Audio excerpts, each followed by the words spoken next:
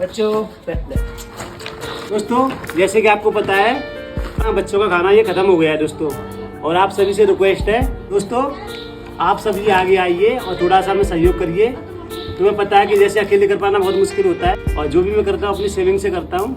अगर आप चाहो तो सपोर्ट कर सकते हो। धन्यवाद सभी का, दिल से धन्यवाद। जो करे उसका भी धन्यवाद और जो ना करे उसका भी धन्यवाद।